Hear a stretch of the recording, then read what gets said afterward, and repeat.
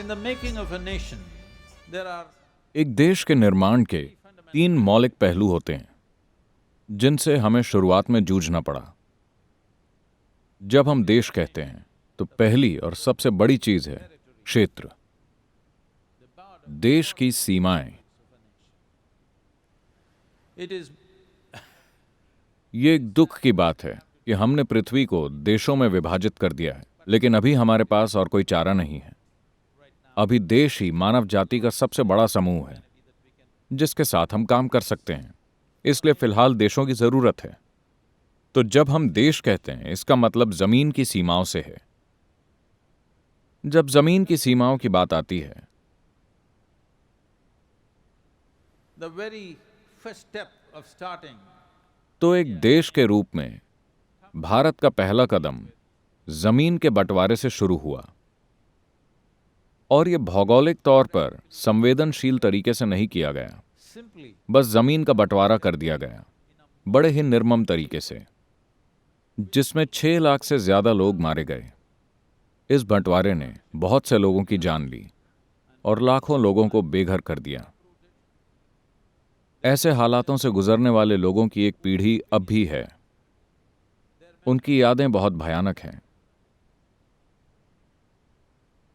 हमने देश के 3 टुकड़े कर दिए, वहां रहने वाले लोगों की जरा भी परवाह किए बिना।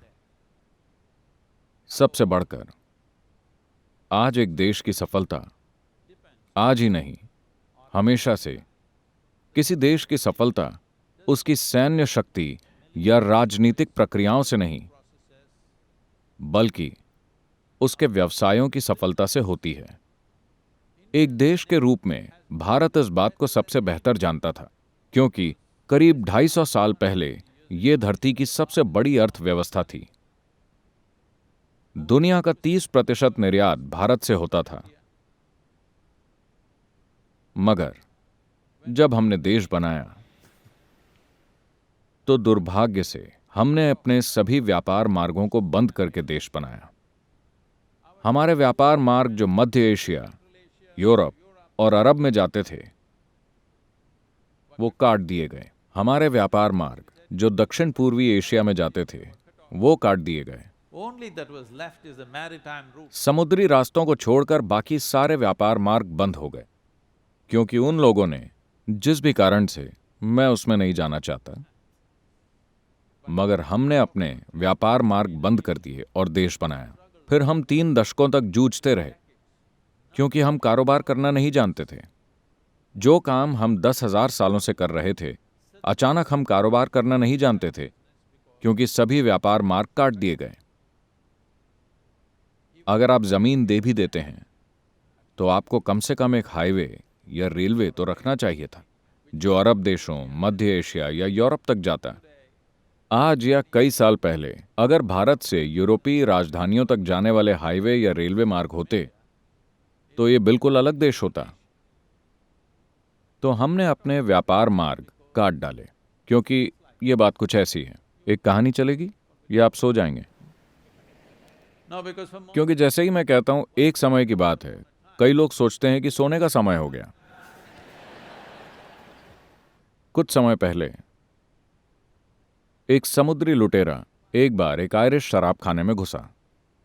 समुद्री लुटेरा यानी इन दिनों आप सोमालिया के समुद्री लुटेरों के बारे में सोचेंगे, लेकिन वैसा नहीं, पुराने जमाने का एक बढ़िया समुद्री लुटेरा। तो वो एक आयरिश शराब खाने में घुसा। उसका दाहिना पैर कटा हुआ था और वो एक लकड़ी के स्टंप पर चल रहा था। दाहिने हाथ की जगह पर एक हुक था और एक आंख पर पट्टी लगी थी। एक क्लासिक समुद्री लुटेरा। वो अंदर आकर बैठा और उसने एक ड्रिंक ऑर्डर की।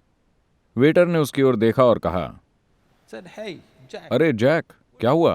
पिछली बार जब तुम मिले थे तो ठीक थे, तुमने पैर कैसे गंवा दिया? he said, oh, what उसने कहा, अरे क्या करें, हम समुद्र के बीच में थे और तोप के गोले ने आकर मेरा पैर उड़ा दिया। मगर कोई बात नहीं, जहाज के कारपेंटर ने बढ़िया इंतजाम कर दिया। ये स्टंप पैर जैसा ही है, मैं नाच भी लेता हूं।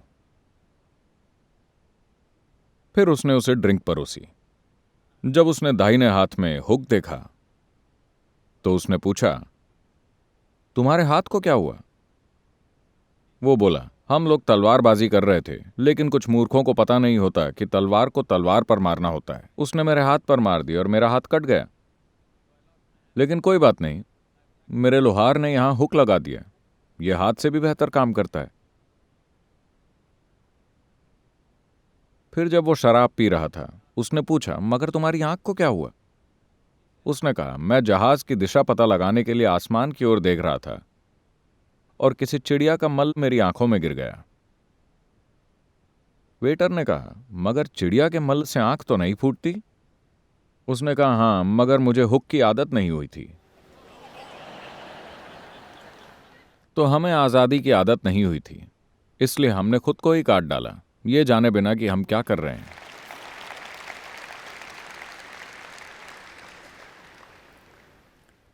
किसी देश के निर्माण का अगला पहलू हमारे सिस्टम और प्रक्रियाओं का है। हमारी प्रशासनिक व्यवस्था, हमारी शिक्षा व्यवस्था, हमारी राजनीतिक व्यवस्था, कार्यपालिका, हमारी सेना और हमारी न्यायपालिका, ये सभी अलग अलग सिस्टम्स हैं। जब कोई किसी देश पर कब्जा करता है तो वो एक तरह के सिस्टम्स बनाते हैं। उन सिस्टमों को नियंत्रण के लिए बनाया जाता है। दुर्भाग्य से बिना अधिक बदलाव के, लगभग बिल्कुल वैसा जैसा अंग्रेजों के राज में था, हमने बस उन्हीं नियम कानूनों को अपना लिया और उन्हीं सिस्टमों को जारी रखा। इसके कारण यह ऐसा था मानो हम ब्रेक लगाकर गाड़ी चला रहे हों। चाहे हम कुछ भी कर लें, यह उसी स्पीड से चलेगा। स्पीड बढ़ती ही नहीं, क्योंकि सभी सिस्टमों को कंट्रोल करने के लिए बनाया गया था, लोगों को आजाद करने के लिए नहीं। सभी सिस्टम्स जंजीरों की तरह थे।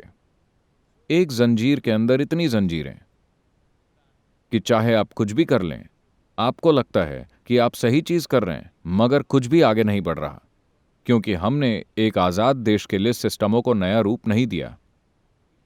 हमने एक गुलाम देश के सिस्टमों को अपना लिया और उनसे एक आजाद देश को चलाने की कोशिश की। मेरे ख्याल से इस तरह के सिस्टम के कारण इस आबादी की एक दो पीढ़ियों के लिए सभी संभावनाएं नष्ट हो गईं और उन्हें काफी तकलीफें सहनी पड़ी हैं। I'm saying, ये शासन करने वाले देश की मानसिकता होती है कि हर नागरिक एक अपराधी है। अगर आप मुझे नियम बता देते हैं तो मैं उसका पालन क्यों नहीं करूंगा? नियमों को इतना घुमावदार बनाया गया कि किसी को पता ही नहीं कि नियम क्या है। चाहे आप कुछ भी कर लें, आपको अपराधी जैसा महसूस होता है, क्योंकि आप नियमों को नहीं जानते, वो इतने जटिल हैं। मैं एक बहुत नामी कॉरपोरेट वकील से बात कर रहा था। वो मुझे कुछ समझाने की कोशिश कर रहे थे। मैंने उनकी बातों को बहुत ध्यान से सुना। मुझे लगता है कि अगर कोई मुझसे कुछ कहता है तो मैं उसे समझ सकता हूं, मगर मैं नहीं समझ पाया। तो मैंने उनसे पूछा, देखिए, आप देश के सबसे बड़े कॉरपोरेट वकील हैं, आप मुझे जो बता रहे हैं, क्या वाकई वो आपको समझ में आता है? वो बोले, नहीं सदगुरु, मुझे समझ में नहीं आता। I said, okay. अगर आपको भी समझ में नहीं आता तो ये है क्या? वो बोले, ये ऐसा ही है। So these तो ये सिस्टम, अब हम इन्हें सुधारने की कोशिश कर रहे हैं। कुछ बड़े कदम उठाए गए हैं। भारत के कारोबारों की जंजीरें खोली जा रही हैं ताकि वो तरक्की कर सकें। it is at the same time साथ ही, चूंकि यहां हर रोज सहन शक्ति की परीक्षा होती है, भारतीय बहुत ही लचीले और मजबूत हो गए हैं। वो जहां भी जाते हैं, रोज अड़चनों से जूझते जूझते अगर आप उन्हें किसी ऐसी जगह ले जाएं जहां कोई अड़चन नहीं है, तो वो सुपरहिट हो जाते हैं। anywhere in the वो world. दुनिया में हर जगह जाकर भारी कामयाबी पा रहे हैं।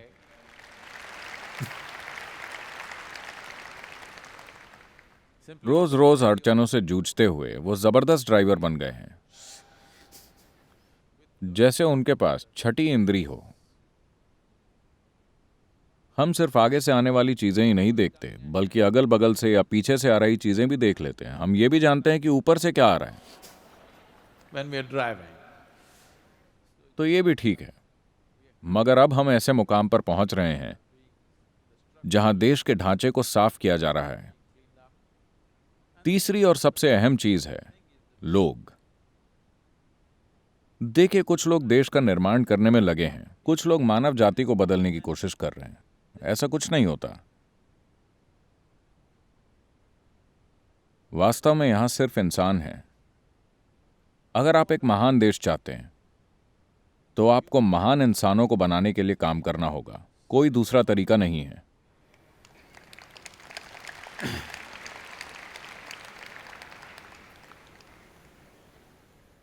अगर आप महान इंसान पैदा करना चाहते हैं We have to facilitate and structure तो हमें ऐसे तरीकों और सिस्टमों को बनाना होगा जहां इंसानों को बढ़ने से रोका न जाए।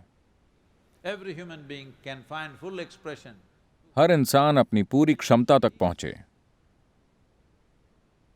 देश ढांचे में यह बदलाव बहुत जरूरी है, जिसकी शुरुआत होने लगी है।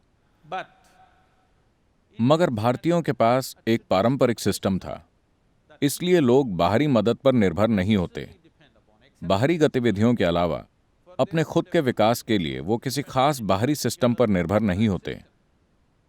यही वजह है कि चाहे जो हो जाए, ये देश उस तरह अस्त व्यस्त नहीं होता जैसे दूसरे देश हो जाते हैं, क्योंकि अपने अंदर पूरी तरह व्यवस्थित होने की एक मूलभूत समझ है।